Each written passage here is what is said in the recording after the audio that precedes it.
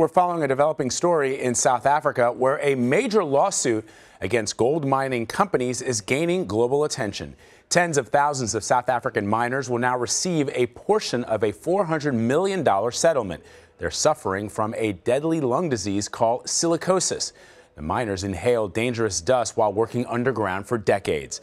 Debora Patta talked to one former gold miner in a truly heartbreaking story. When we first met Zwelindaber Mgidi, he didn't have much time left.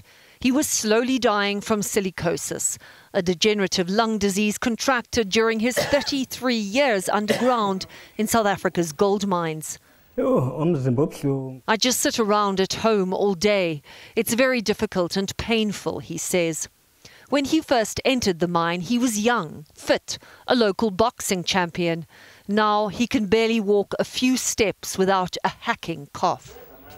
Mgidi is one of up to 200,000 silicosis sufferers who was not adequately protected, allowing harmful mining dust to settle in their lungs. Until recently, it was illegal for miners to sue a South African company for illnesses contracted while working there.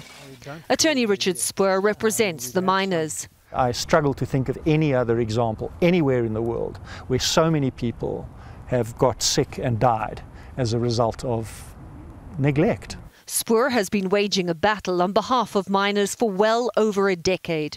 The $400 million settlement will be distributed amongst at least 100,000 miners or their families.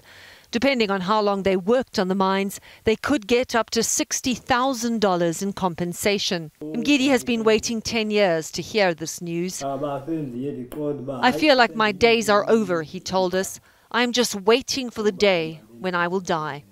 That wait ended 2 months ago. Mgidi died never knowing the result of his long legal battle. He was buried here next to his parents in a grave he had chosen a long time ago and which he proudly showed us while he was still alive. And CBS News foreign correspondent Debora Patta is with me now from Johannesburg. Deb, this is such a tragic story. I imagine there have got to be others like Mgidi who died before news of the settlement broke. What can you tell us?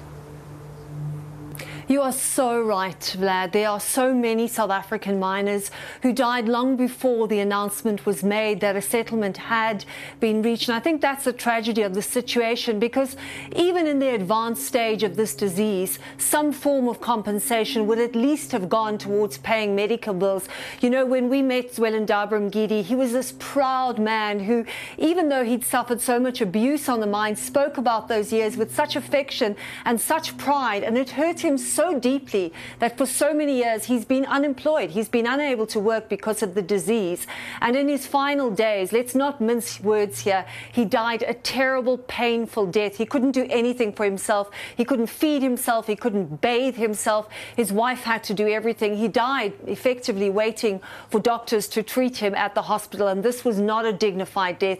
And it was also an unnecessary death, as it was for so many thousands of South African gold miners.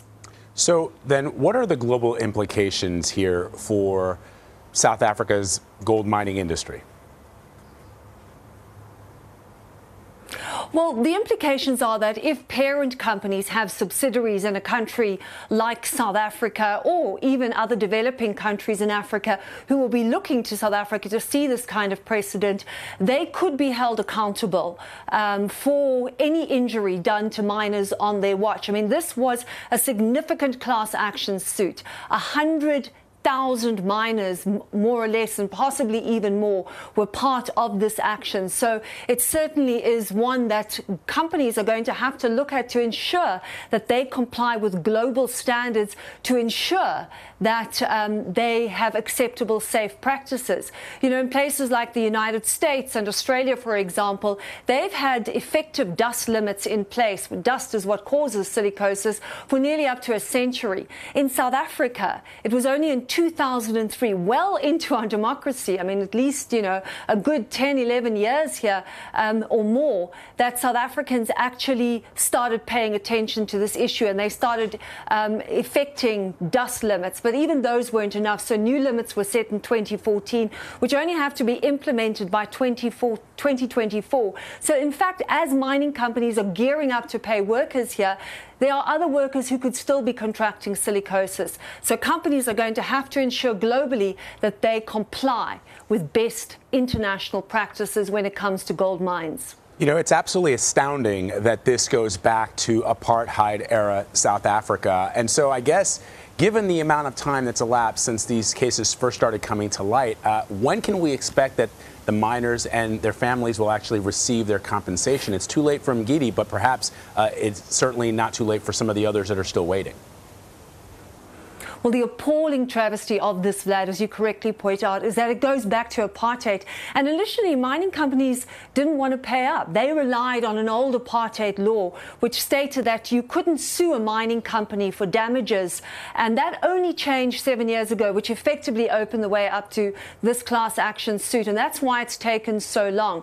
Right now, that money is still tied up in all sorts of legal complications. So it's still going to be some time before families actually see that money. But eventually they will get it, and that payment could go some way to improving their lives. It's not necessarily going to be a huge amount. It sounds like a lot of money, $400 million, but when you spread it over 100,000, possibly 200,000 miners or their beneficiaries if they've died, it doesn't work out to be too much money. You know, I know it's a small solace, but when you pointed out in your piece that Mgidi died without really knowing exactly what had happened to him, at least people around the world will see this report, they'll see your reporting, Debora, and they'll know his story, and perhaps people will become more outraged, and this will not happen again in the future. Debora Patta, thank you so much.